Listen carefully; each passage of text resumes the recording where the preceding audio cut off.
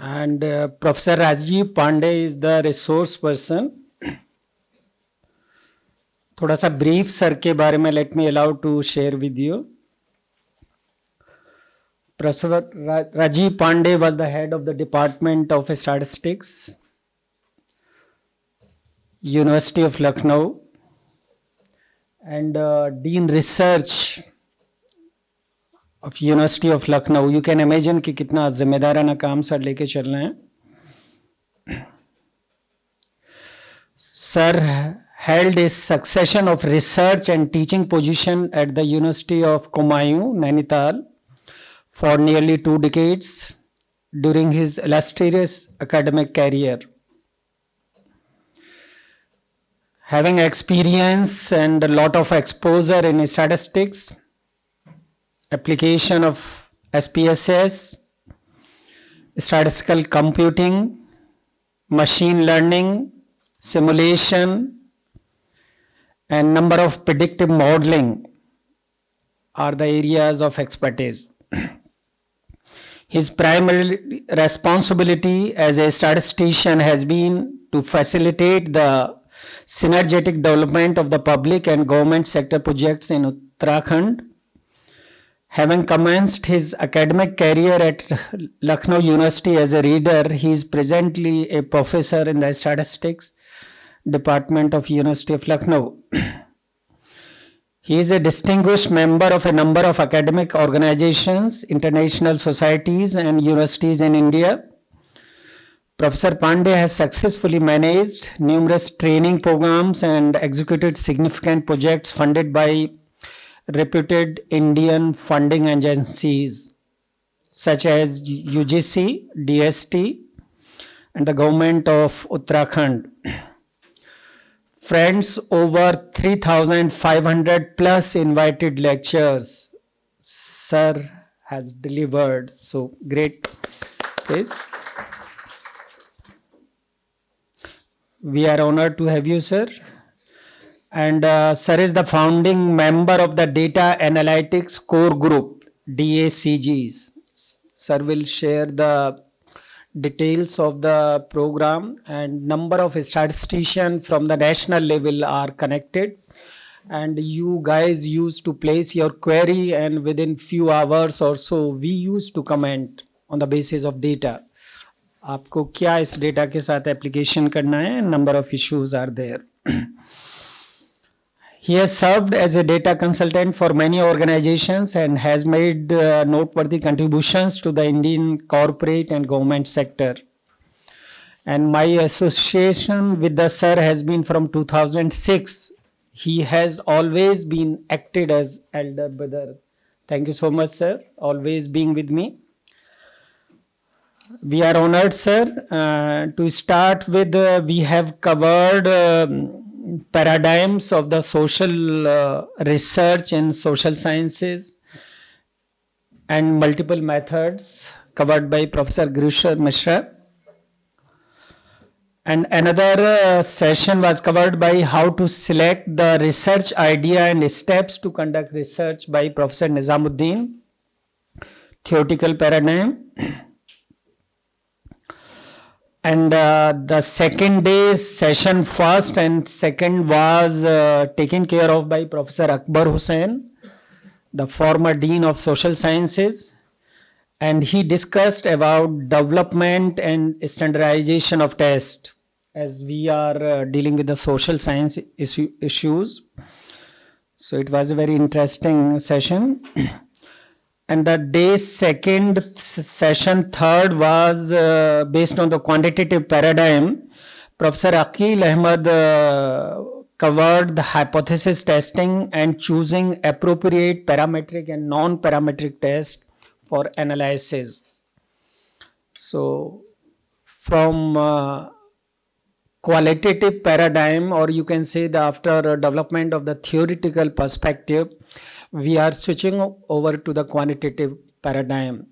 Yesterday it was a beginning, and today Professor Rajiv Pandey will share the knowledge how to analyze the data, how to play with the data using SPSS.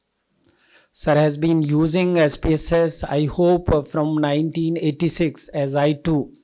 We started using SPSS when it was a DOS version. We used to write the command and get it executed through the machine. So, friends, सीखने के लिए बहुत कुछ है.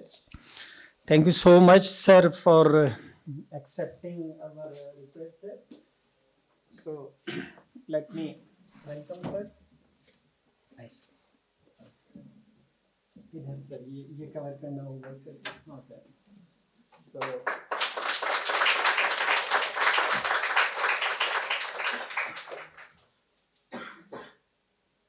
क्या हुआ?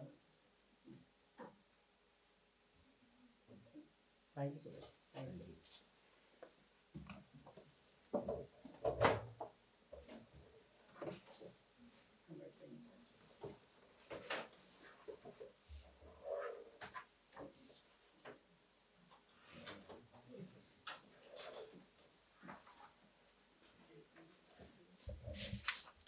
Friends, sir is leaving back to Lucknow by 1:30. So there is a request, we need to skip or minimize the time for the tea break. 30 minutes की जगह I request you कि 15 minutes में हम लोग कवर करें, क्योंकि sir जब शुरू करेंगे तो he needs unlimited time to discuss number of things with you. Thank you so much, sir. Okay, my sound is clear. Okay, Professor Khan. Disturbance. Yes. Thank you, Professor Khan, and dear students. A lot of things has been given by Professor Khan for my introduction. I will just speaking with this.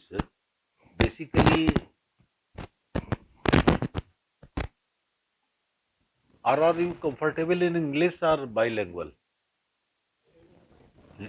कोई south के तो नहीं है.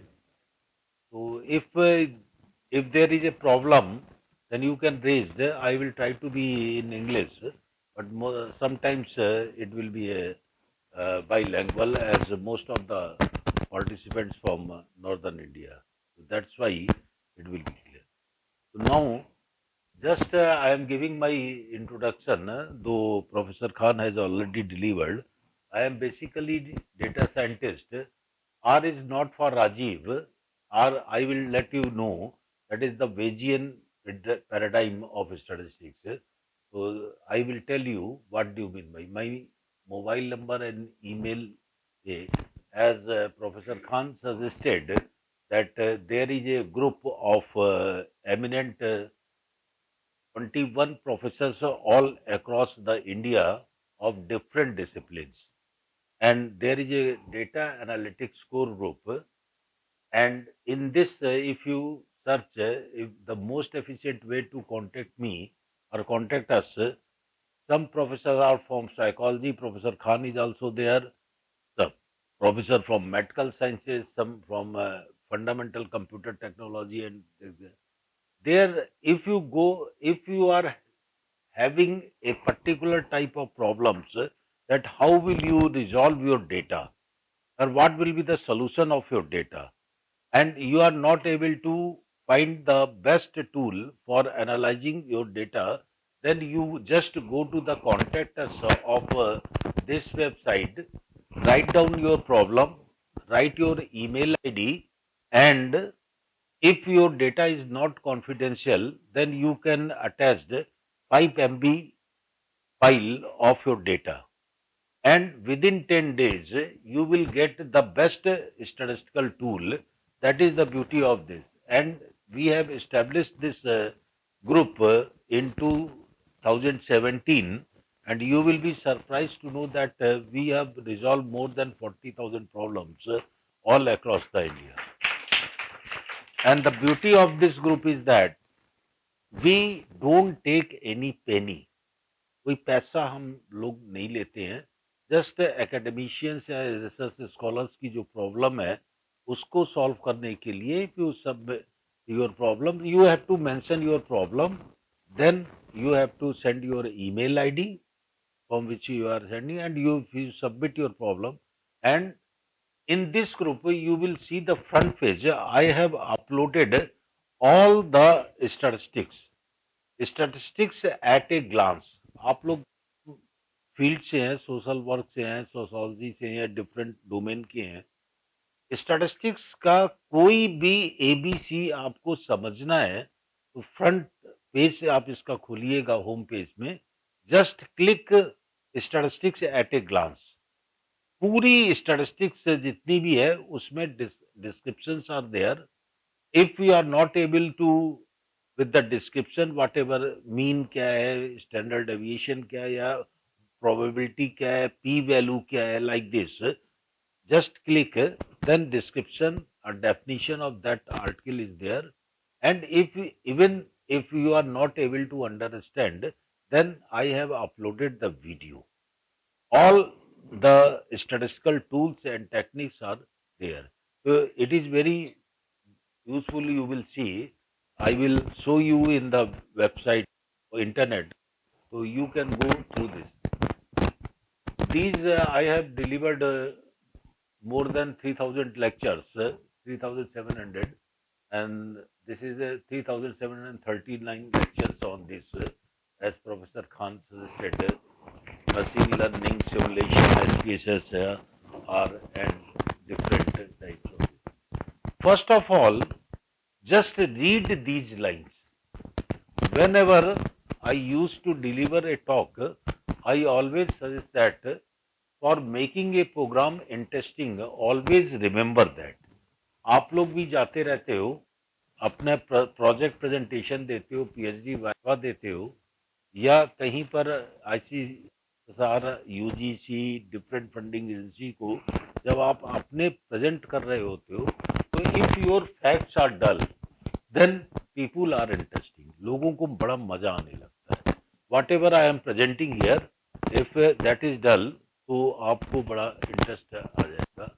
If there is a conflict between you and me, that will also stimulate the interest. Poor performance kills interest.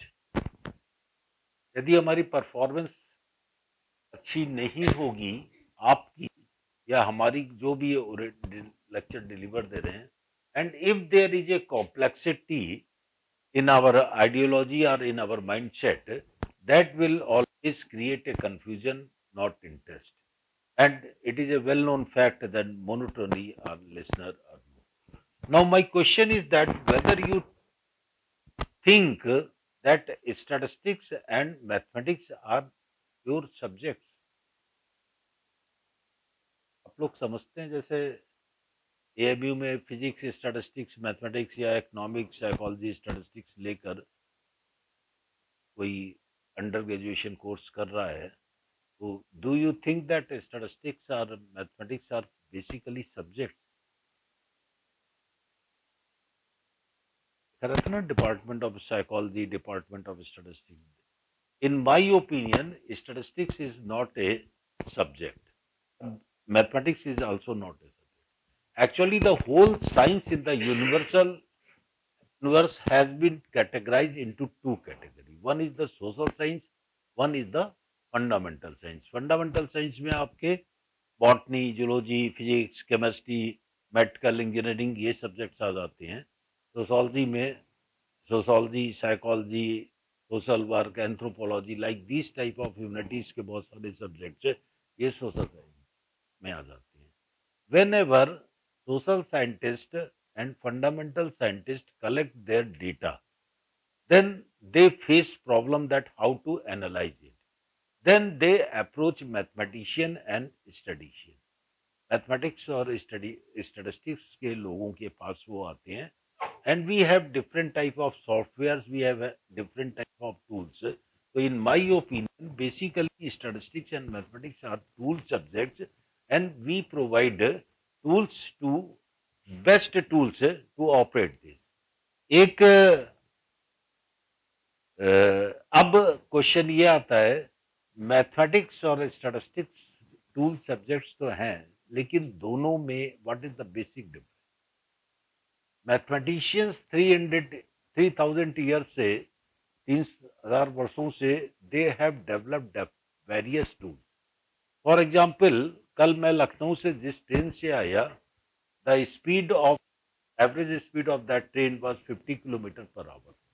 और जिस train से मैं आज जाऊंगा उस ट्रेन की स्पीड एवरेज 60 किलोमीटर है. Now what will be the total average speed of the train? 50 की स्पीड से मैं आया और 60 की स्पीड से आई एम गोइंग बैक. तो एवरेज स्पीड क्या होगी हमारी जर्नी की? है 55 क्या? 40 से आया और 60 से गया 50. आपने क्या किया? 40 plus 50/2. Wrong answer. You have used the concept of arithmetic mean, but mathematicians have developed different tools, arithmetic mean, harmonic mean, geometric mean, like this. लेकिन which tool is to be used at this situation? Here you will have to use the harmonic mean. This tradition will tell, and answers comes out to be 48 in for 48. तो mathematicians ने different tools तो बना दिए और statistician ये बताते हैं किस सिचुएशन पे कौन सा टूल यूज किया जाना है. फॉर एग्जांपल, आप लोगों ने probability, you have might have heard probability प्रायिकता, या कल हाइपोथेसिस टेस्टिंग में पी वैल्यू वगैरह बताई गई होगी. आई am just discussing that if you toss a coin, either head will be the uppermost or tail will be uppermost. There is a 1/2 is the probability of getting head and 1/2 is the probability of getting tail. Similarly, हम इस छत के नीचे बैठेंगे, या तो ये छत गिरेगी या नहीं गिरेगी. इस छत के गिरने की प्रोबेबिलिटी क्या होगी? If you use that formula 50%. क्या आप ऐसे छत के नीचे बैठना पसंद करेंगे जिसके गिरने की प्रोबेबिलिटी 50% है? So that is why I am telling that mathematics and statistics are both tool subjects, and there is a lot of difference. Mathematics has developed the various tools for same type of situations, but a statistician's rule is that he or she statistician tell that at what situation you will have to use. जैसे local यहाँ पर जो participants हैं वो मान लीजिए Activa से आए हैं. अभी जब यहाँ से सेशन आपका शाम को कोर्स खत्म होगा और वो खराब हो गया, स्टार्ट नहीं हो रहा है एक्टिवा आपका, तो आप क्या करोगे? आप जो साइकिल स्टैंड या जो पार्किंग स्टैंड वाला है उससे आप पूछोगे कि यहाँ कोई मैकेनिक की दुकान है कि नहीं है. तो आप क्या करोगे? बता देगा यहाँ पास में है एक दुकान. आप तो करके उसको ले जाओगे और वो कुछ टूल्स यूज करेगा और 50-100 रुपए आप उसको दोगे, वो आपकी एक्टिवा कहेगा आप घर तक पहुंच जाओगे. अब आप घर गए तो आपने अपने गार्जियंस को बोला कि आज मैं वहां यूनिवर्सिटी गया था, ऐसे ऐसे प्रॉब्लम आया. तो आपके गार्जियन ये सजेस्ट करेंगे कि आप जो है क्या कहते हैं, इसको घर के पास वाली जो वर्कशॉप है, कल आप ऑटो या उससे चले जाना, कल दिन भर के लिए आप इसको वहां पर दे दो. और वो दिन भर, दूसरे दिन आपने क्या किया, ऑटो जो वर्कशॉप थी उस घर के पास वाली उसको दे दिया आपने, और उसने दिन भर में उसको ठीक किया. शाम को गए, आपने 2000 रुपए का उसने बिल बनाया था, वो आपने पे किया, आप ले आए. 3-4 महीने तक आप चलाते रहे, फिर आपको सेम टाइप ऑफ प्रॉब्लम आई. जब प्रॉब्लम आ गई तब आपके पेरेंट्स या गार्जियन को ये सजेस्ट करेंगे कि इस हीरो होंडा की यदि है तो इसका ओरिजिनल सर्विस सेंटर है, वहां जाके दे आओ. वो आपको एस्टिमेट बताएंगे.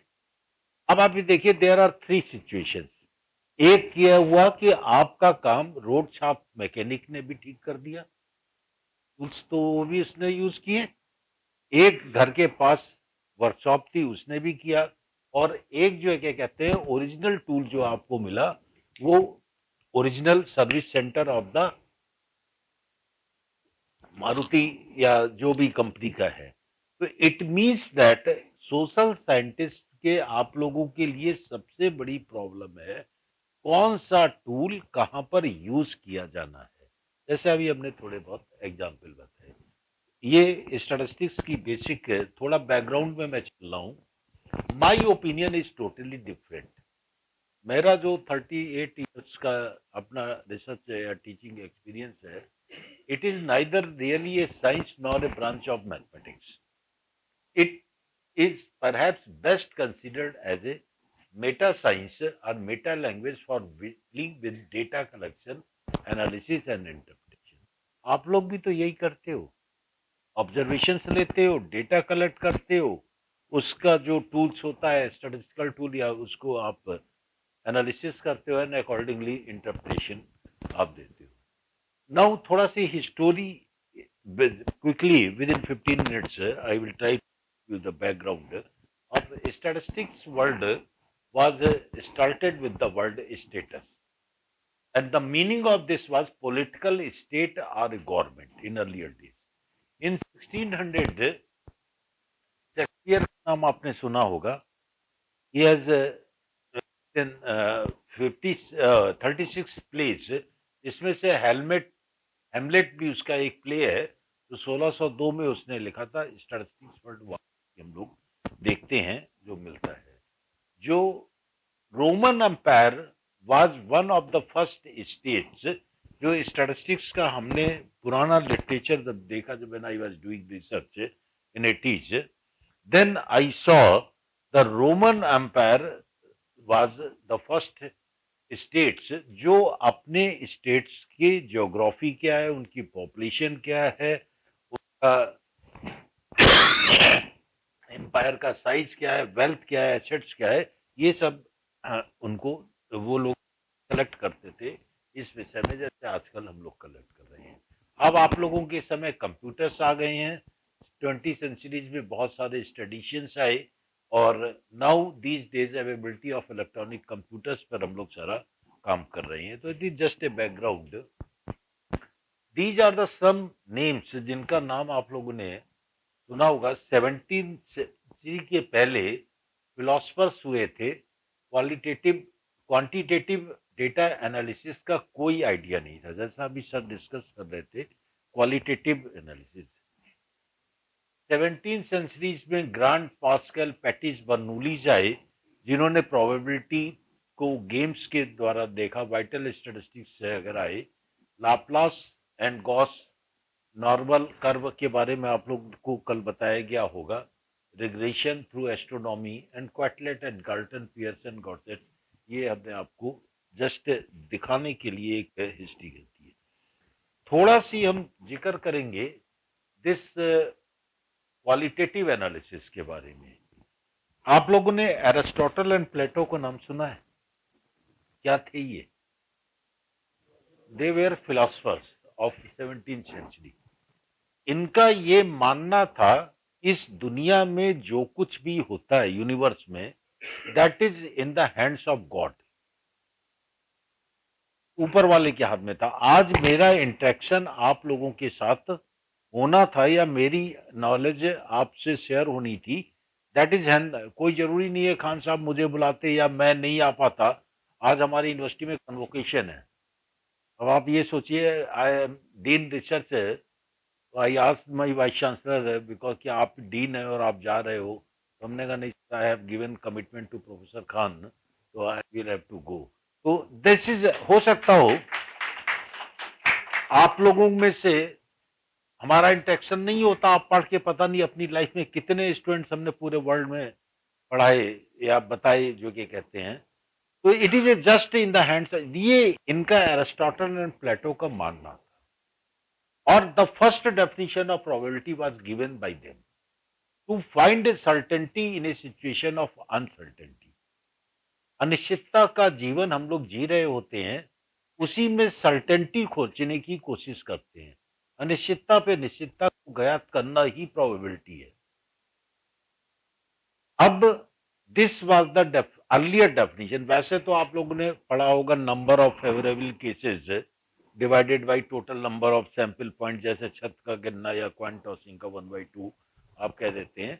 बट इन दोनों की थ्योरी ये थी कि हैंड्स, जो भी काम इस, जो भी whatever happening in the universe, that is in the hands of God. अल्लाह कहिए, ईश्वर कहिए, क्राइस्ट कहिए, और उसी के द्वारा सब कुछ तय होता है।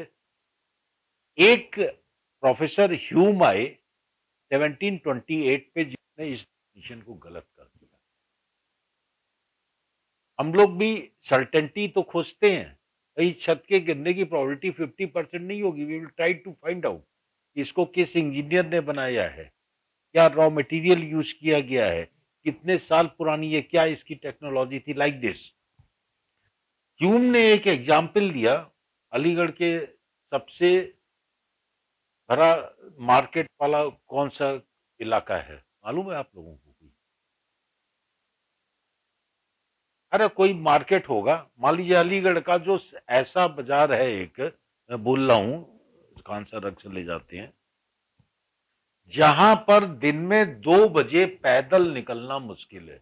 या दिल्ली चांदनी चौक, आप ये समझ लीजिए, साइकिल या बाइक के तो ले जाना मुश्किल, पैदल निकलना मुश्किल है। दिन के 2 बजे चांदनी चौक की भीड़ पर, जहां पर 20,000 की पब्लिक खड़ी थी या लोग थे, मिस्टर ए ने अपनी जेब से रिवॉल्वर निकाली और मिस्टर बी को शूट कर दिया 5 मीटर के डिस्टेंस। क्या हुआ? मिस्टर बी को तो वहीं गोली लग गई, वो वहीं पर मर गया। लोगों ने ये कहा कि मिस्टर बी की मौत ऊपर वाले ने चांदनी चौक में 20,000 की भीड़ के सामने पिस्टल की गोली लग के लिखी थी, इसलिए हो गया। हुआ क्या था, भीड़ बहुत थी, क्राउड ने पब्लिक ए को पकड़ लिया और पकड़ने के बाद पुलिस को हैंड ओवर कर दिया। 6 या 7 महीने बाद डिसीजन आया कोर्ट का, जूरी ने डिसीजन दिया, a must be hang till death, मतलब फांसी की सजा सुना दी। अब लोगों, ह्यूम ने एरिस्टोटल एंड प्लेटो से ये पूछा कि आप ये कह रहे हैं कि जो कुछ भी होता है वो इन द हैंड्स ऑफ गॉड। मैं मानता हूं बी की मौत चांदनी चौक की 20,000 की गैदरिंग में दिन के 2 बजे पिस्टल की गोली से लिखी हुई थी, ऊपर वाले ने लिखी थी, इसलिए हो गया। ए को मौत कौन दे रहा है? वो जज, जूरी। तो क्या जज गॉड हो गया? जज के सामने जैसे जैसे एविडेंसेस रखे गए, जो साक्ष्य रखे गए, on the basis of that जज डिसाइडेड कि ए का डिसीजन ये आता है। आप लोग भी जानते होंगे कितने मर्डर ऐसे हैं, मर्डरर घूम रहे हैं जो कोर्ट से बाहर हो गए। तो ए, then the definition of probability was change to find the moral certainty in a situation of word moral जोड़ दिया गया। जज की नैतिकता बन गई, जो एविडेंसेस उसके सामने रखे गए उसके आधार पे वो डिसीजन दे कि उसको फांसी की सजा देनी है ही नहीं है। यही काम हमारी मॉरलिटी का हो जाता है। हो सकता हो अभी मैं लेक्चर दे के जाऊं, ट्रेन पे देखूं, तो ट्रेन या हम अपनी गाड़ी जब स्टार्ट करते हैं तो उसका टच या ब्रेक या उसका पेट्रोल है टेस्ट कर लेते हैं ना। ये हमारी मॉरलिटी है। ट्रेन में जा रहे हैं, इंजन नहीं है और बैठ गए हम जाके, या पता चला लोकोमोटिव ना होकर वो कोई पुराना डिब्बा लगा है,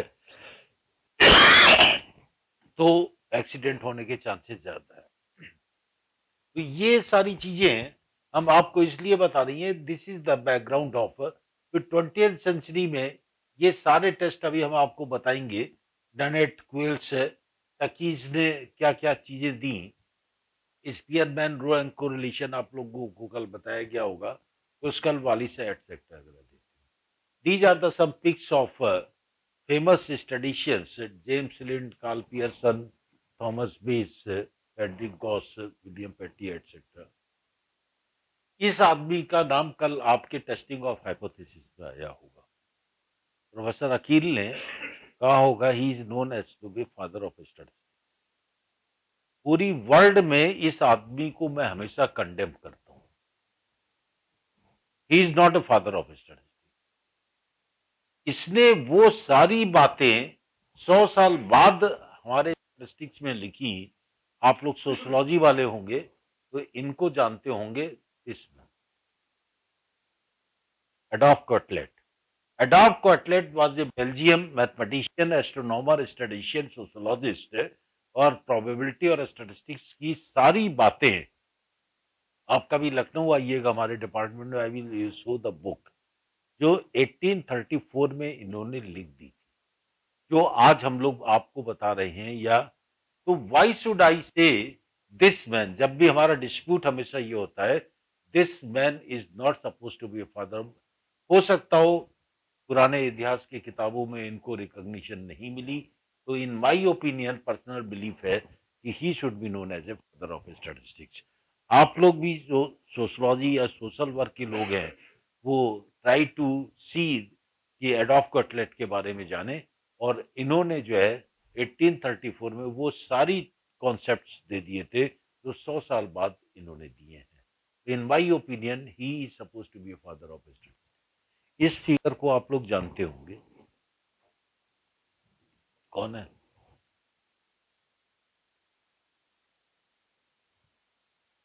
एनीवन? है क्या चीज? आपकी जो प्रॉब्लम है, जो आप डेटा कलेक्ट करते हो, उसको किस तरीके से हम कम्युनिकेट कर सके भाषा, हमारी भाषा के स्टडीशियन की, दैट इज द नीड। नहीं तो रिसर्च मेथोडोलॉजी सोशल साइंसेस के लोगों के लिए है, या आप लोगों के ग्रुप है, तो what is the need of statistician here, जो या आप लोग डेटा एनालिसिस करते हो, that is the most important. And computer skills आजकल बहुत ज्यादा इंपॉर्टेंट है। अब जो बातें मैंने आपको शुरू में बताई थी कि 40 की स्पीड से आए, 60 की स्पीड से वापस गए, एवरेज आपने 50 बता दिया। 90% आप लोगों से यही ब्लंडर होते हैं कि because you are not using the proper tool.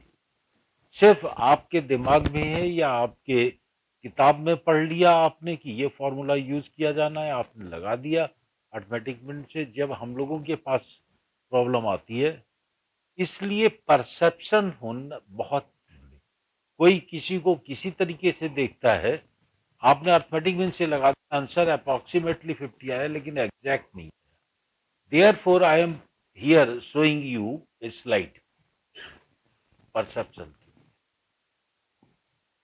एक ऊपर मैंने कुछ लिखा है, स्मॉल ए आप देख रहे होंगे, टू ओरिएंट द स्लाइड, और एक नीचे हमने लिखा हुआ है,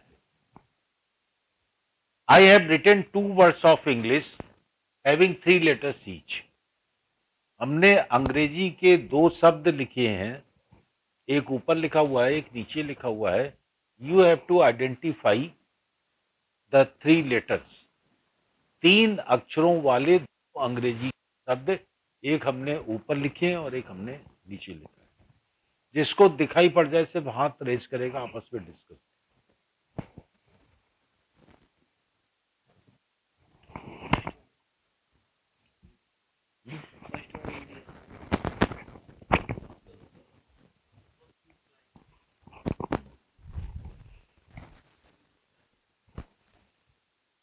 एक्चुअली जब हम ये स्लाइड में आपसे ये कह रहे हैं, I have written 2 words of English having 3 letters,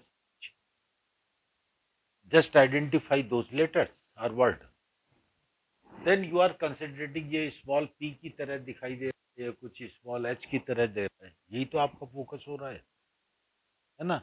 but the idea is now clear. अब आइडेंटिफाई हो गया, FLYTIE। तो एक्चुअली क्या था, जब हम प्रीवियस वाली स्लाइड पे जब हमने आपको पूछा, यही हमारी एनालिसिस का, स्टैटिस्टिशियंस का कॉन्सेप्ट है कि हम लोग जो बहुत अच्छी अच्छी कोई लेक्चर सूट वूट पहन के आ गया, खूब फरारेदार अंग्रेजी बोल दिया, या कोई मैडम झुमका उमका पहन के ब्यूटी पार्लर लेक्चर दे गई तो बोले क्या बढ़िया मैडम थी, है ना, या ये कहते हैं ना कि बड़ा फराटेदार अंग्रेजी बोल गया। तो this is not the reality. Reality क्या है, हमें इसके बैकड्रॉप पे जाना, ये जो व्हाइट पोर्शन है यहाँ, this is the real scene. और आप लोग भी जब अपने प्रोजेक्ट जमा करते हो एमए में या पीएचडी में, तो बहुत अच्छा अच्छा कवर होना चाहिए, बाइंड उसका कंटेंट क्या है उससे आपको मतलब नहीं रहता है। That is why I am sharing that की स्टडी के हिसाब से हमको ग्रास रूट पर जो उसके बिहाइंड अंडर है कंटेंट, उस पर जाना है। Just see this slide, my wife asked me. नहीं, I am saying yes yes yes yes yes.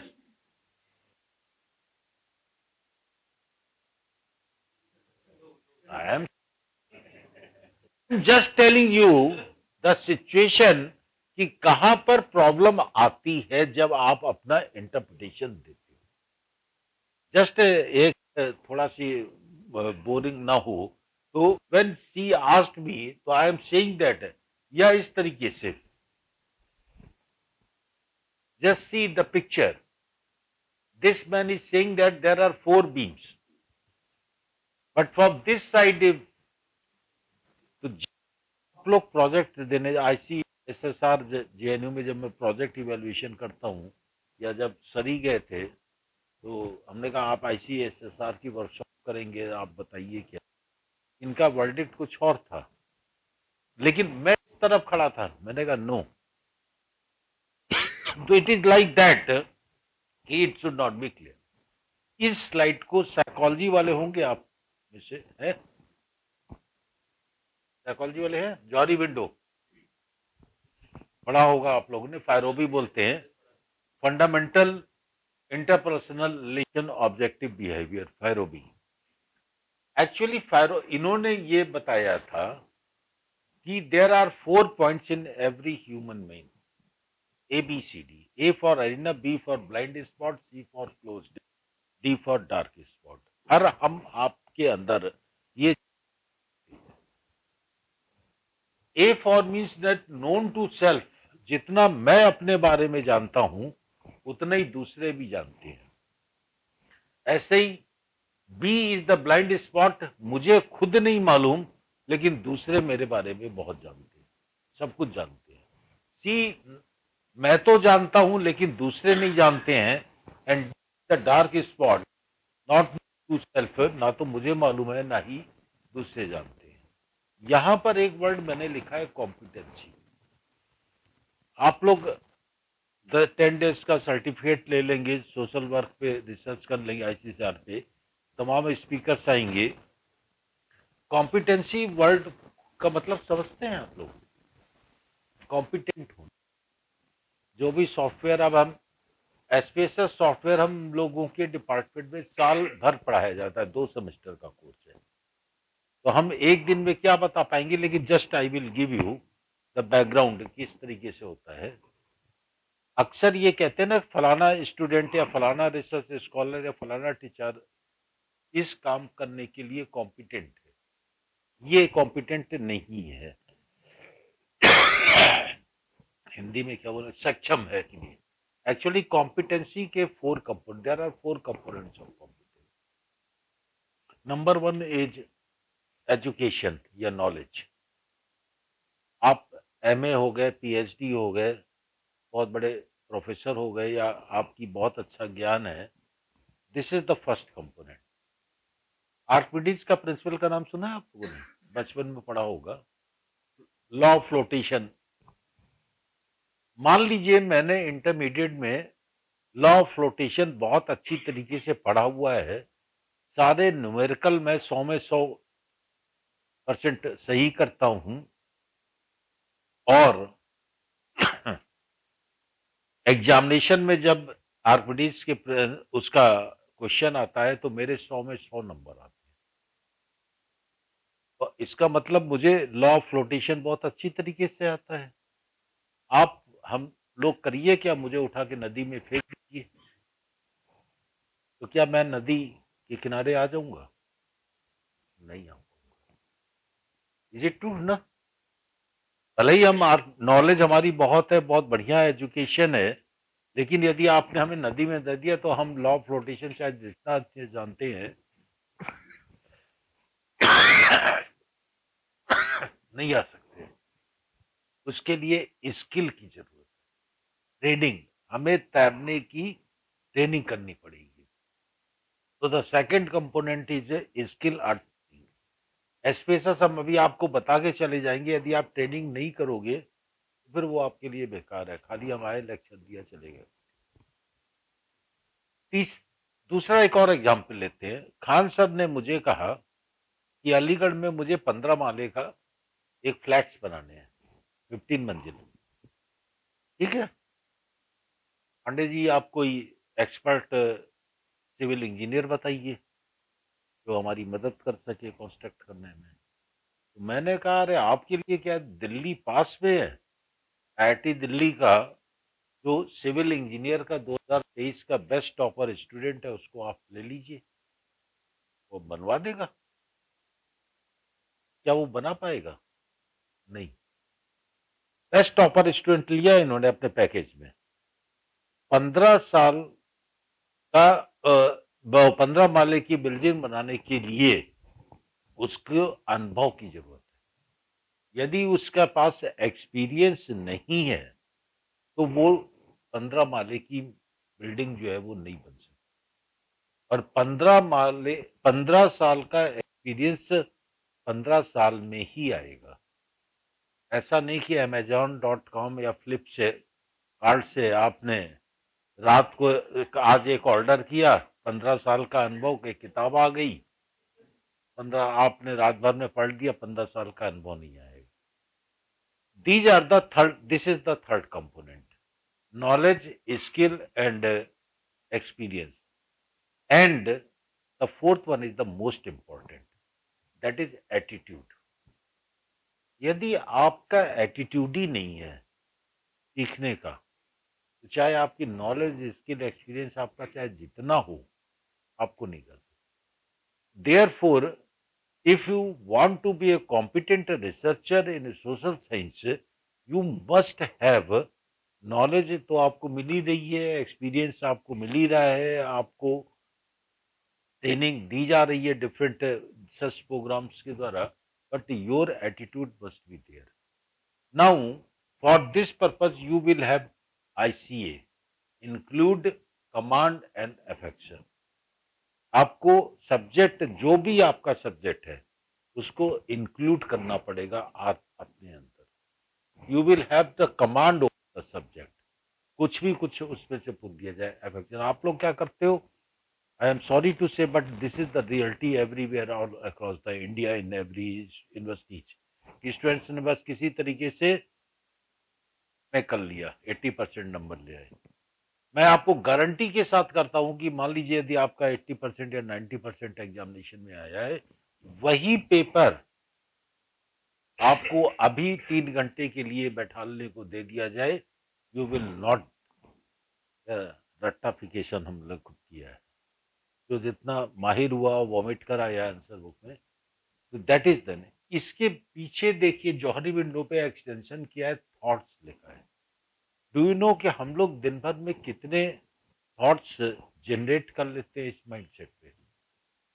In normal man generates, you will not believe, एक मेडिकल रिसर्च पे जिसमें I was also in part in ICMR, 40,000 to 35,000 to 40,000 विचार, thoughts we generate in our mind.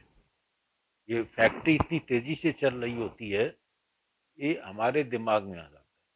और ये 40,000 thoughts यदि रात को सोते समय, जिस समय आप सो रहे हो, तो जब एकदम से तो नींद नहीं आती है, स्विच ऑफ आपने कर दिया, लाइट ऑफ कर दी, तो आप सोचते रहते, कुछ ख्याल आता है।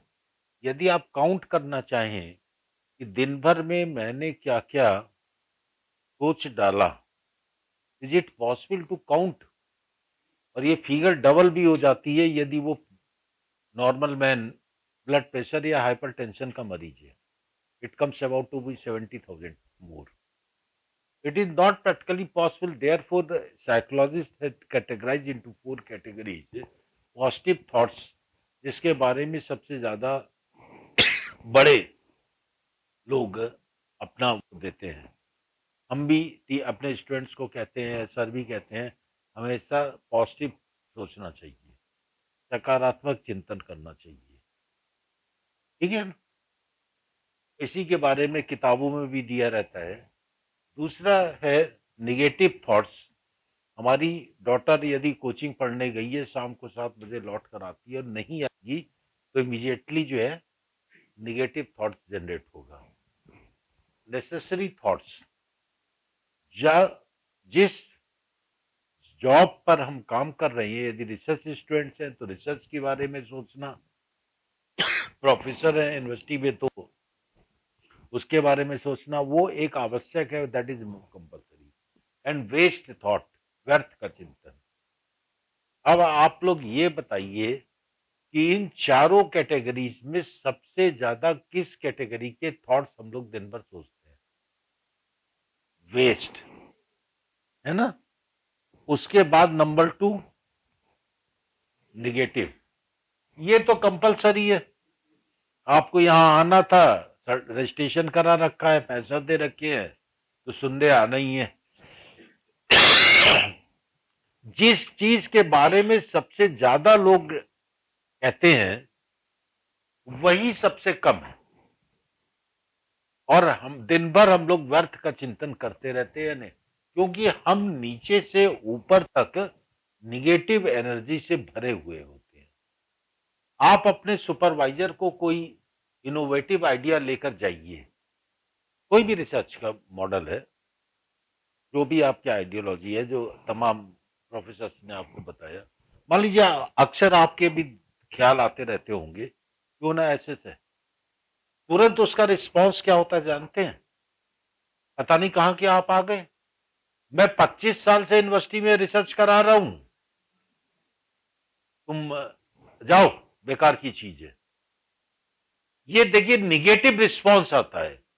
अरे मैं यूनिवर्सिटी का हेड ऑफ द डिपार्टमेंट हूं, साइकोलॉजी का या जो भी सब्जेक्ट का, मैं इतनी रिसर्च मैंने करा था, नहीं, आपके आइडिया को, इनोवेटिव आइडियाज को नहीं देंगे, particularly in South East Asian countries में जो मैंने ऑब्जर्व किया, नॉट इन यूरोपियन कंट्रीज। तो देयरफॉर हम, what I want to share you, that our journey is from D to A. हमें पॉजिटिव डायरेक्शन में तब जाना पड़ेगा तो हम डी से ए तक जाएंगे। तो this is one more thing. इस शॉर्ट एनालिसिस भी आप लोग जानते होंगे कि we should know our strength, weakness, opportunity. यहाँ पर दो की प्रपोजिशंस हमने देखिए नीचे लिख दिए हैं इस एनालिसिस पे। There is no turning back, अब वापस जाने का समय नहीं आया है। आज 6 दिसंबर 2023 है, 11 बज रहे हैं, तो 6 दिसंबर 2023 की 11 बजे का टाइम दोबारा आने वाला नहीं है। जो जमाने अक्सर हमारे बच्चे या और भी जो हमारे जूनियर्स हैं ये कह देते हैं, या हम जब, या हम अपने स्टूडेंट से ये कहते हैं, आप लोगों से कहें या अपने छोटों से ये कहते हैं, जब हम तुम्हारे जमाने में थे, एज में थे, तो इतने घंटे पढ़ा करते थे, ऐसे रिसर्च किया करते थे, ऐसे ऐसे इतना पढ़ते थे। अब वो जमाना चला गया। आज बच्चा ये कहेगा, डैड रुकिए, आपका जमाना दूसरा था, उस समय का इन्वायरमेंट दूसरा था। उस समय, अक्सर मैं इसीलिए कहता हूं, नई लड़ाई पुराने हथियारों से नहीं लड़ी जा सकती। अब आजकल सबसे बड़ा क्या है, आज के जमाने पे इंटरनेट आ गया है, उस समय इंटरनेट नहीं था। इंफॉर्मेशंस की इतने इनपुट हैं, इरिस्पेक्टिव ऑफ द सब्जेक्ट, आप किसी भी डिसिप्लिन के हैं, गूगल या तमाम उस पे आप जाके कर सकते हैं।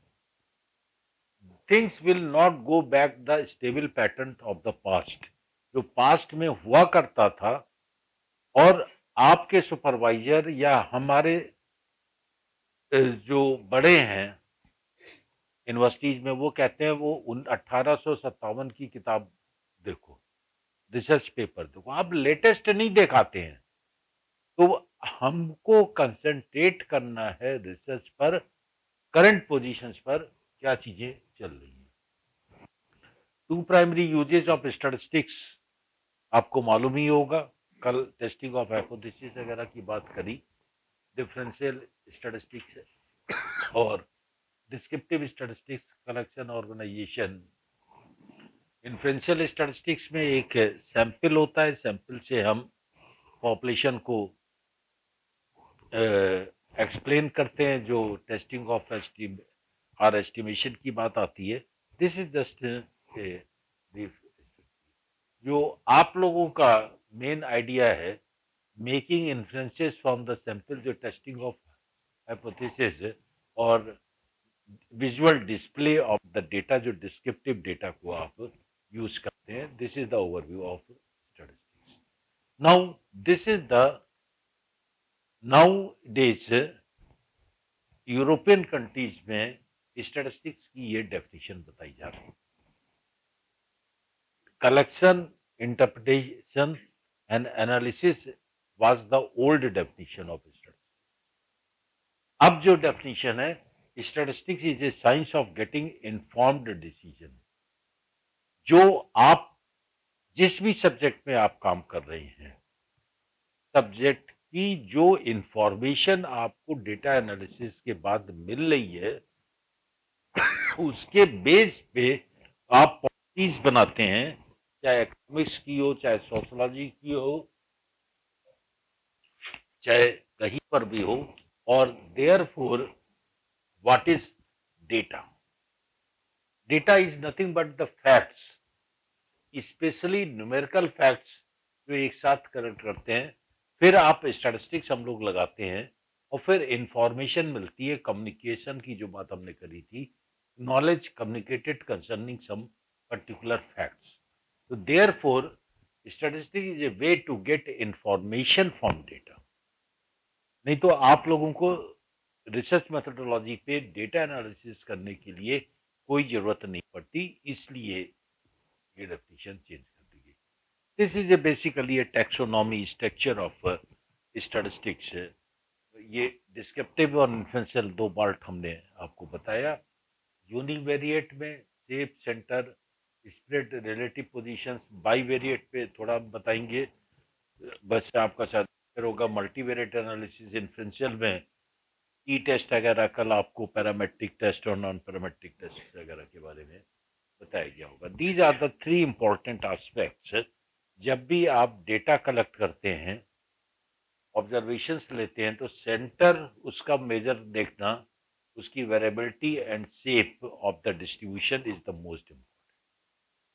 आप लोगों के साथ सबसे बड़ी वीकनेस ये है, आपने सर्वे किया या डेटा कलेक्ट किया, सीधे आप ये चाहते हो डेटा हमारे पास सोशल साइंटिस्ट आते हैं कि सर इसमें टी टेस्ट लगा दीजिए या एनोवा लगा दीजिए, नाम सुन लिया उन्होंने, इससे हमारा काम चल जाएगा। This is not the way.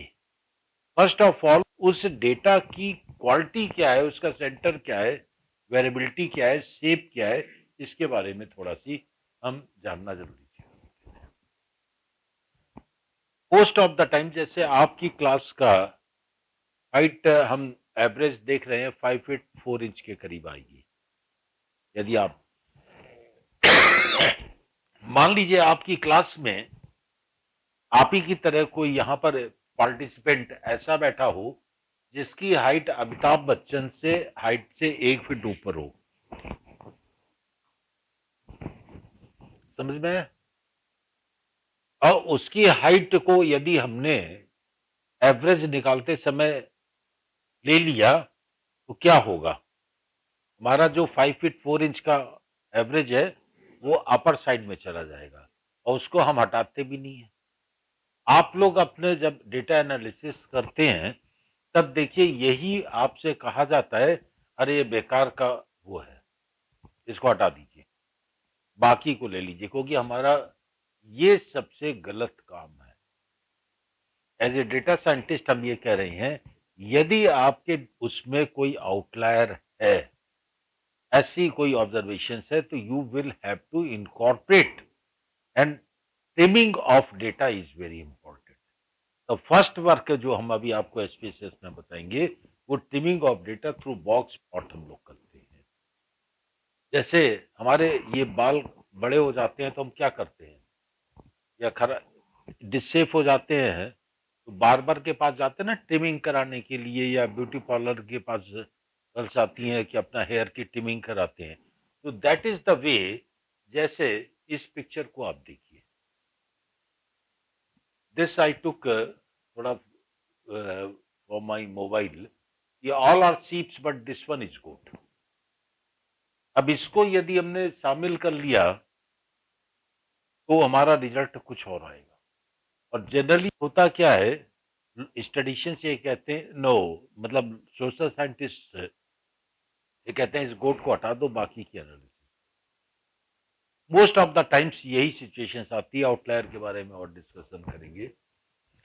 This is also very important. कल आप लोगों को टेस्टिंग ऑफ हाइपोथेसिस बताई गई थी, रोल ऑफ नॉर्मलिटी के बारे में उन्होंने बताया होगा कि यदि प्लस -3 से +3 है तो आपका डेटा 99.7% डेटा नॉर्मल होता है। यदि -2 से +1 स्टैंडर्ड डेविएशन डेटा साइड है तो 95%, if it is from 1 to -1, then only 68% data is normal. हम लोग यहीं पे गलती करते हैं। कल प्रोफेसर अकील आए होंगे, उन्होंने पैरामेट्रिक टेस्ट बताया होगा। Normality assumptions is very important. पूरे हिंदुस्तान में सेंट्रल गवर्नमेंट का इतना डेटा है, चाहे वो इकोनॉमिक्स का डेटा ले लीजिए, रेवेन्यू का डेटा ले लीजिए, रेलवेज का डेटा ले लीजिए, इतनी स्टेट्स हैं, किसी भी सेक्टर, हेल्थ केयर का डेटा ले लीजिए, आप लोग जानते हैं कोई डेटा नॉर्मल है जो इस स्ट्रक्चर को फॉलो होता है? या अक्सर हम लोग देखिए घर में जब परचेज करने जाते हैं, प्रेशर कुकर या, तो कहते हैं ना आईएसआई ब्रांड का या आईएसओ स्टैंडर्ड का लाना चाहिए, 9001 या 2015 का लाना चाहिए। ऐसा कहीं होता है? कोई डेटा आपने अपने सोशियोलॉजी पे, साइकोलॉजी पे, सोशल साइंस पे कभी आपको, कल सर ने बताया कि पैरामेट्रिक टेस्ट बताए या नॉन पैरामेट्रिक बताए, नॉर्मलिटी एजम्पशंस के बारे में कभी उन्होंने नहीं बताया होगा। ये मैं दावे के साथ कह रहा हूं एज ए डेटा साइंटिस्ट स्टडीशियन। बड़ी बड़ी इंडस्ट्रीज में नॉर्मल डिस्ट्रीब्यूशन को ना लेते हुए, और हिंदुस्तान के अंदर सिर्फ एक डेटा नॉर्मल है, विच इज एग्जैक्टली नॉर्मल, जो 3 से -3 के बीच में इस तरीके का शेप लेता है। That is only one data. Central government के इतने सेक्टर्स के डेटा हैं, स्टेट इतनी 29 स्टेट्स हैं, health care, education, railways, avenues, कोई डेटा नॉर्मल नहीं, एक डेटा इज नॉर्मल। मालूम है आप लोगों को? Any one of you?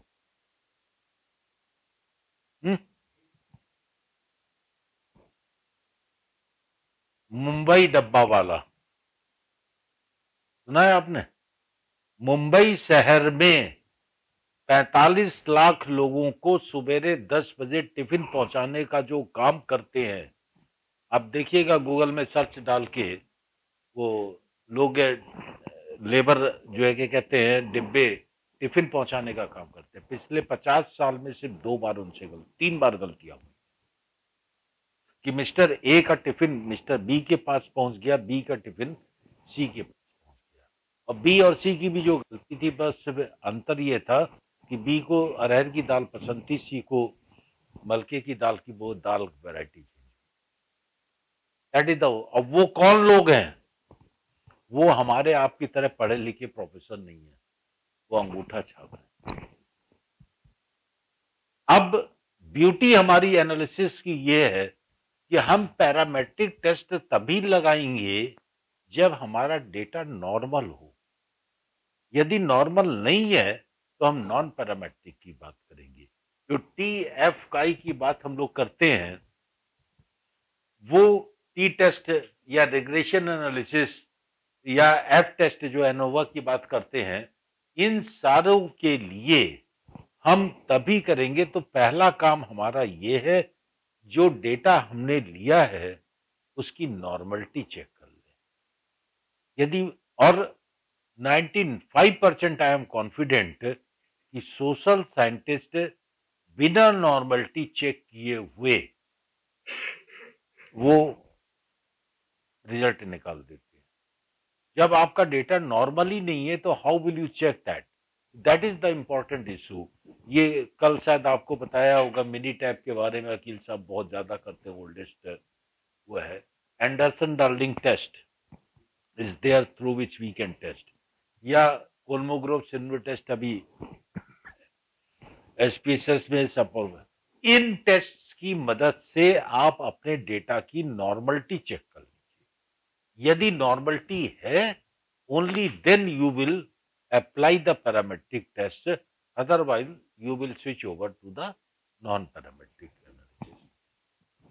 ये आपको रिसर्च मेथोडोलॉजी पे बताई गया है, जो क्या कहते हैं nominal, ordinal, interval and ratio scales. तो इसके बारे में नॉमिनल में खाली नेम होता है, मेल फीमेल यस या नो।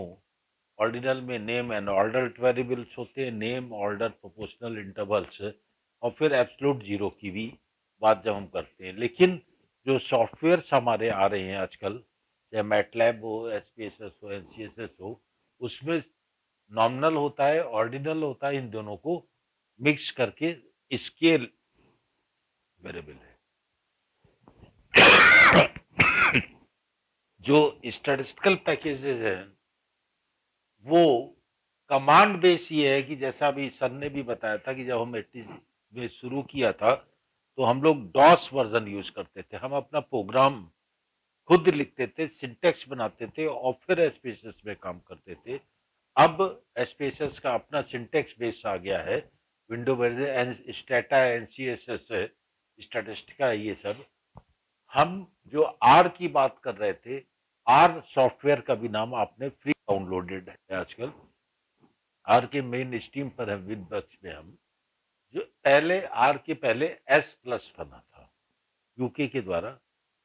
आर का जो एस प्लस की जो कमियां थी, जबकि एसपीएसएस में भी बहुत सारी शॉर्ट कमिंग्स है, लेकिन एस प्लस की जो शॉर्ट कमिंग्स है, इसके बाद हम लोगों ने आर बनाया था। एंड जो आर बेजियन की बात हमने बताई थी, revision of opinion in the light of new data.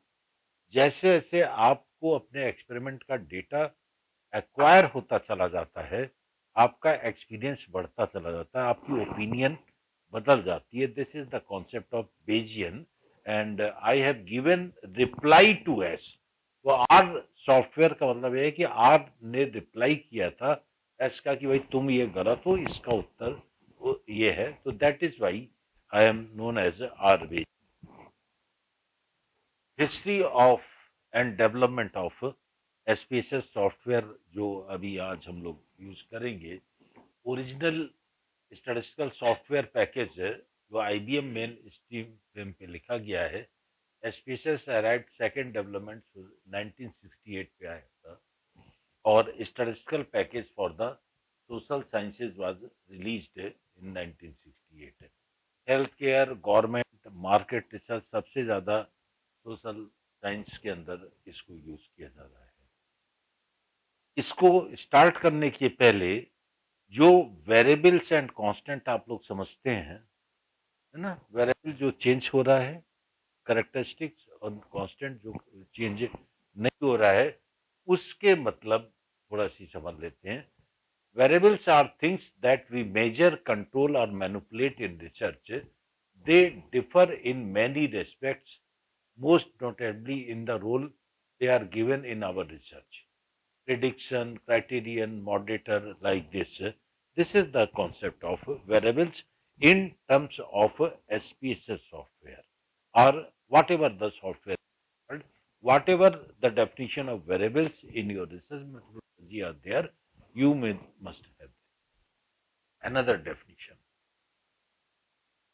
हम आपको वो चीज बताने जा रहे हैं जो हमारे सॉफ्टवेयर से रिलेटेड है. वेरिएबल इज एनी कैरेक्टरिस्टिक और attribute of an object under investigation, जिसको आप इन्वेस्टिगेट करते हैं, जो न्यूमेरिकल वैल्यूज पे जाती है. The wage, gender, age, productivity level, talent, work ethic, these are the some examples. For example, I want to purchase a second hand bicycle.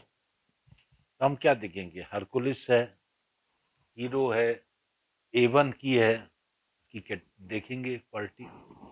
Type road पे चलने वाली है, माउंटेनियरिंग साइकिल है या रेसर साइकिल है, एज कितनी पुरानी हो चुकी है, उसकी कंडीशन कैसी है, एक्सलेंट है, गुड है या पुअर है, क्या बेचने वाला कॉस्ट लगा रहा है उसकी, frame size 18 inch, 22 inch, 20 inch, number of gears उसके कितने, like this we try to define the variables in our software.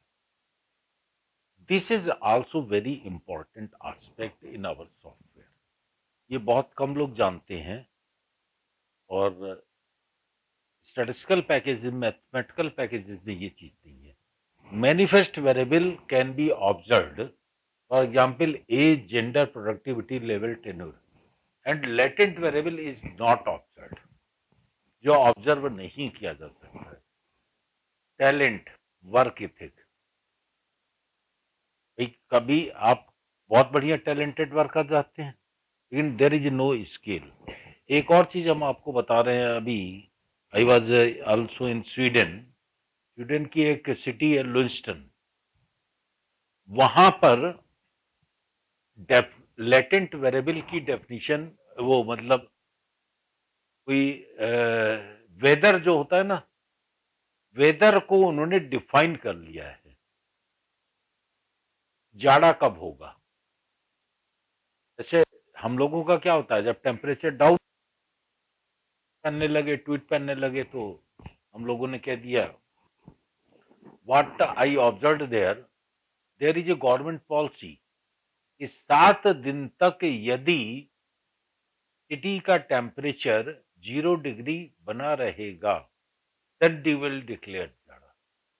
तो एक्चुअली विंटर डिक्लेयर करने के लिए उनकी जो पॉलिसीज हैं, तो घरों में जैसे हम लोगों के यहाँ गैस सिलेंडर होता, पाइपलाइन आती, गैस पाइपलाइन, तो गैस ही नहीं आ रही थी, फ्रीज हो गई थी.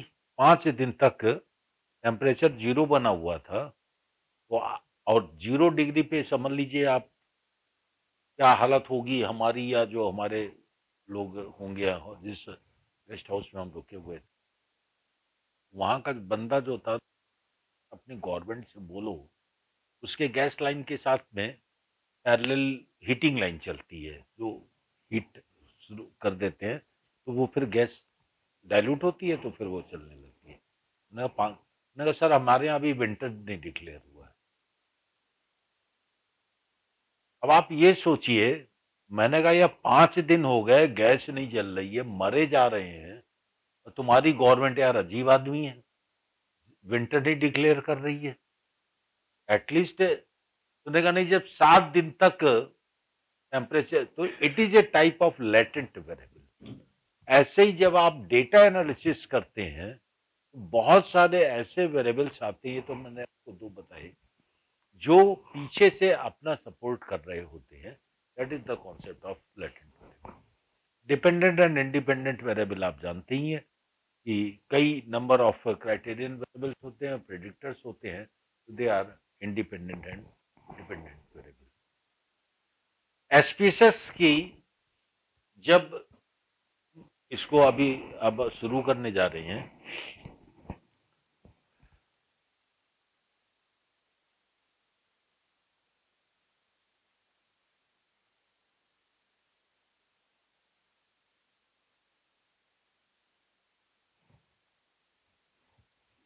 this one is my license version IBM 29. है ना? ऐसे ही आप लोगों के पास भी होता है होगा। एक चीज़ मैं आपसे यहाँ पर I want to share as a senior, क्योंकि हम बहुत सालों से before Lucknow in 20 years I served as a head of the department in Kumaun University, Nainital, as a head of the department. आप लोग भी एस्पेशस पे तमाम काम करते होंगे, जो कि कहते हैं एनालिसिस करते हैं। एक गर्ल स्टूडेंट की थीसिस 1908 में जमा हुई, जैसे आप लोग अपनी थीसिस जमा करोगे, और उसका एक प्रोसीजर होता है डिपार्टमेंट की, डीआर पर सी होती है, एग्जामिनर अपॉइंट होते हैं, 10, और हमसे कोई मतलब नहीं होता है। जो जिस सुपरवाइजर ने कराया था हमारे डिपार्टमेंट की, that this was sent to the Indore, Devi Ahilyabai university Indore, for examination. One of the examiner was there. ये मेरे साथ की घटना है, इसलिए मैं आपसे इस बात को शेयर करना चाह रहा हूं। उस समय तक हमारे डिपार्टमेंट में लाइसेंस वर्जन ऑफ एस्पेसस नहीं था। तो होता क्या था, बच्चे लोग यहाँ पर भी इलेक्ट्रॉनिक मार्केट जो होगा, कंप्यूटर 50 रुपए में या 60 रुपए में सीडी मिल जाती है, पायरेटेड सीडी मिल जाती है। दैट गर्ल, जो भी उसने एनालिसिस अपनी थीसिस में करी थी, वो उसी के द्वारा उसने करी थी। अब I was head of the department, मुझे क्या मालूम, वही वो फलाने एक्स टीचर के अंडर में जमा हुई, फॉरवर्ड हो गई, डिप्टी रजिस्ट्रार के पास गई, रजिस्ट्रार ने उसको एग्जामिन करने के लिए वहां भेज दिया। After 2 months, I got a email letter from that examiner. सिर्फ एक क्वेश्चन उसने पूछा कि doctor Pandey, are you having licence version of species in your department? I was not having. I just write down, मतलब replied, no I am not having the licence version. उसने negative report भेज दी। Case went to the high court of Uttarakhand. और आपको बेटा जानकर ताजुब होगा, अभी 2009 तक केस चला। 2009 में मैं अभी भी वहां जाता रहता हूँ तमाम ट्रेनिंग प्रोग्राम्स में। तो जैसे ही जस्ट एन इंक्वायरी होते ना कि वो एक केस हुआ था उस समय, व्हेन आई वाज हेड, तो मैंने ऐसे किया था, तो क्या हुआ, doctor professor Tiwari is head of the department there, that girl committed suicide. तो आप लोगों से मेरी गुजारिश ये है, हम्बल सबमिशन इज दैट, कि आप भले ही अपने प्रैक्टिस पॉइंट ऑफ व्यू से पायरेटेड काम कर लीजिए, लेकिन यदि आप कोई प्रोजेक्ट या पीएचडी का वर्क कर रहे हैं, फाइनल वर्क, तो उसमें आपके पास लाइसेंस वर्जन नहीं है, तो आप कहीं से सर्टिफिकेट ले लीजिए। जैसे फॉर एग्जांपल एएमयू के साइकोलॉजी डिपार्टमेंट में या स्टैटिस्टिक्स डिपार्टमेंट में लाइसेंस वर्जन है, या हमारे एलयू के अपने डिपार्टमेंट में, हमारे यहाँ तो कई लाइसेंस वर्जन है। उसका ये होगा कि आप एक सर्टिफिकेट ले लीजिए, भले ही आप काम करिए पायरेटेड से, लेकिन आप मेरे पास आ जाइए फॉर एग्जांपल, या प्रोफेसर खान के पास चले जाइए कि मैंने जो एनालिसिस करी है वो इस डिपार्टमेंट की लैब में करी है using this version of that is why I, क्योंकि अक्सर ये गलती कभी मत आप करिएगा कि आपने पायरेटेड, भले ही प्रैक्टिस के लिए करते रहिए, अपना सीडी वीडी खरीद लाइए, दिल्ली में तमाम नाजा मार्केट है, वहां हम देखते हैं हर सॉफ्टवेयर की मिल जाती है, लेकिन आप लोग ये काम मत करिए।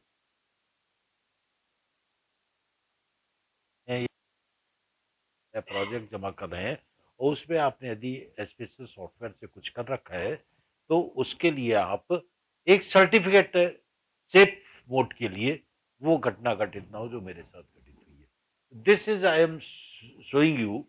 ये तो हार खुल गया।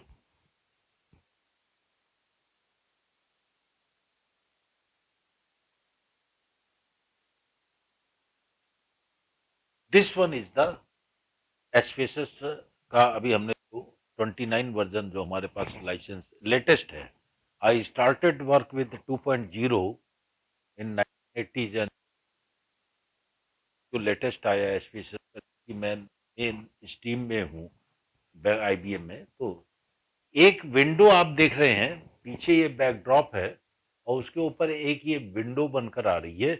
इस विंडो को हम लोग अभी इनिशियल स्टेज पे खत्म कर देते हैं, इसकी अभी हमको जरूरत नहीं होती है। तो आई एम जस्ट क्लोजिंग दिस। तो जब भी इस तरीके का स्पेसेस आप वर्जन खोलेंगे तो आपको दो चीजें दिखाई पड़ेंगी। यहाँ पर देखिए एक डेटा व्यू और एक variable view. Data view by default खुलता है। जब भी स्पेसेस हम खोलेंगे, फिर से हम आपको खोल के दिखा रहे हैं।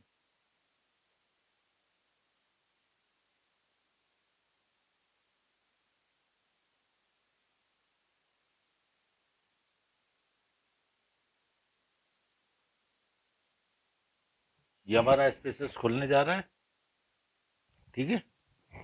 जब हम खोलते हैं तो ये क्वेरी विंडो आ रही है। इस क्वेरी विंडो को अभी इनिशियली आपको जो है क्या कहते हैं बंद कर देना है।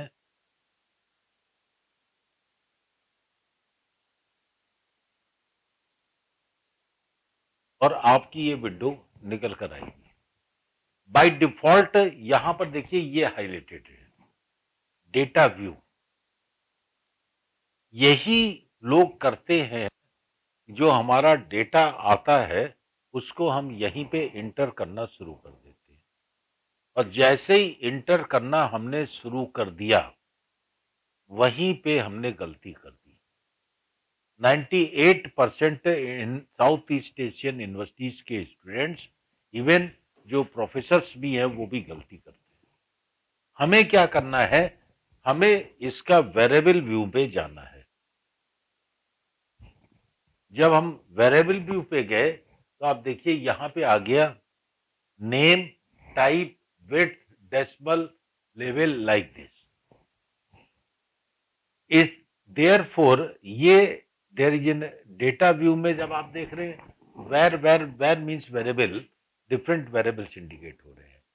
होता क्या है, हम लोग अपना मारे जल्दी के डेटा वो स्पेसेस खोला, डेटा व्यू आया, जो डेटा है उसको एंटर करने लगे, वहीं पे गलती हो जाती। उसका एक रीजन भी मैं बता रहा हूं। ये बाय डिफॉल्ट है कि यदि हम यहां से बोल रहे हैं, मान लीजिए मैं ये पोडियम यहां पे रखा हुआ है, यहां से हम ज्यादा अच्छा रखा आपको हमारी बात पहुंचेगी, या सेंटर से हम बोले पोडियम रख के तब अच्छी लगेगी, या यहां पर पोडियम रखकर बोले, कौन सी बात किधर अच्छी लगेगी, क्यों सोचा है?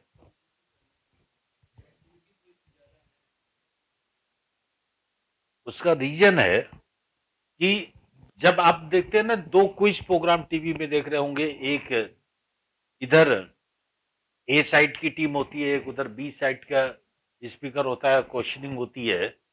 इसकी पोजीशन हमेशा स्ट्रॉन्गर होती है लेफ्ट साइड की, बिकॉज कि विश्व की अधिकतर भाषाएं लेफ्ट टू राइट लिखी जाती हैं। तो हमारा माइंडसेट का जो कॉन्सेप्ट है वो लेफ्ट टू राइट है। तो दैट इज वाई ये जब बनाया गया था, I raised this question when I went in New Zealand. One of my student Sonali Sharma is there in New Zealand, Australia देख रही है, उसने बताया दिस वाज रीजन। मैं ये काम नहीं करना है, हमें वेरिएबल व्यू खोलना है। और जब वेरिएबल व्यू खोलेंगे तो हमें आ जाएगा name type width decimal this. अब हम करेंगे क्या, हम इसको अभी थोड़ी देर के लिए मिनिमाइज करते हैं और पावर पॉइंट प्रेजेंटेशन पे आते हैं।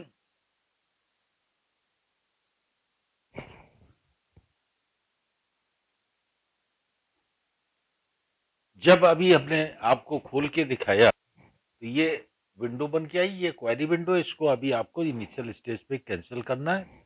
ये हमने अपनी प्रेजेंटेशन 2025 वाले उसके लिए होता है। यहां पर आप लोगों को समझाने के लिए मैं एक क्वेश्चन नायर का सैंपल बना के लाया हूं।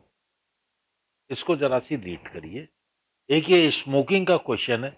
ऐसे ही आप लोगों के भी क्वेश्चनर होते हैं, तो जिसमें नॉमिनल ऑर्डिनल होगा इसी तरीके। इसको एक बार याद कर लीजिएगा अपने माइंडसेट में, तो फिर आगे मेरे मेरे वापस नहीं आना पड़ेगा।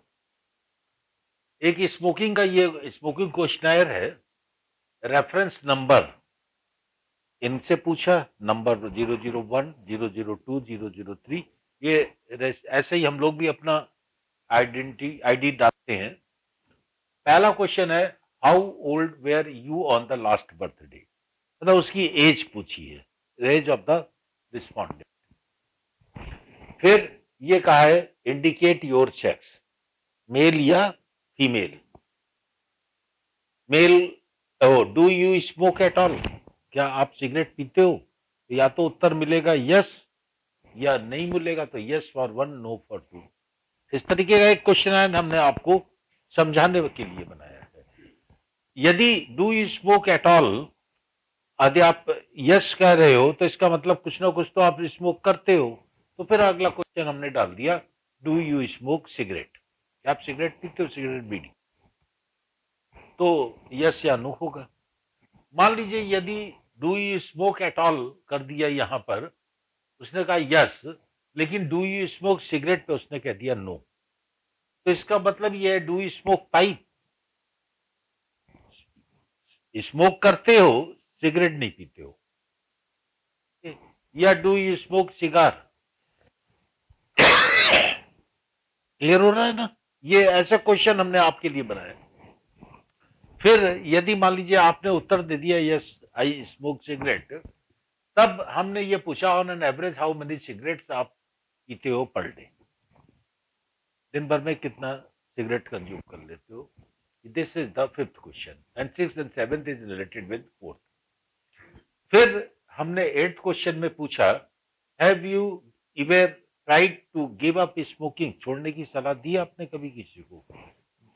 इसी तरीके के आपके 500 क्वेश्चन के क्वेश्चनर हो सकते हैं, 100 क्वेश्चन के, वो तो आपके रिसर्च पर डिपेंड करता है। सिर्फ आपको समझाने के लिए मैंने दिया। बस 5 minute. Tell me what you think on each of the following these statements. Tax on tobacco is too high, I am giving an statement, tax on tobacco is too high, तो स्ट्रांगली डिसएग्री कर रहे हो आप? Disagree ordinal type का है। Smoking is dangerous to your health, strongly disagree, disagree, agree or strongly agree, then strongly disagree, disagree, agree. ये हमने एक क्वेश्चनर आपके लिए बना रखा है, इसी तरीके का आप लोगों का क्वेश्चनर रहता है। इस पे हमने सैंपल के रूप पर 10 लोगों का रिस्पांस लिया है। जस्ट फर्स्ट को देखिए, एज 27 है, फीमेल सेक्स है, लेडी है। या जब हमने पूछा डू यू स्मोक, तो 1, smoke cigarette yes, how many cigarette 2, pipe और सिगार वो 2 वैल्यू दे दी, नहीं पीते हैं। फिर गिव अप और टैक्स ये हुआ। फिर health and this are the ranking, third ranking दिया। जो रेफरेंस नंबर हमारा पहला वो था, उसको रेफ अंडर स्कोर एनओ दे दिया। एज लास्ट बर्थडे को हमने एज दिया। सेक्स ऑफ द रिस्पोंडेंट, ये जो हमारे क्वेश्चन थे क्वेश्चनर के, उनका एब्रिविएशन कर दिया। We have given short notations like this. Tax, do you think tax on the tobacco is too high, tax danger cinema. Now it's tea break, और we will have only 15 minutes. Just चाय पी के तुरंत आ जाइएगा, क्योंकि फिर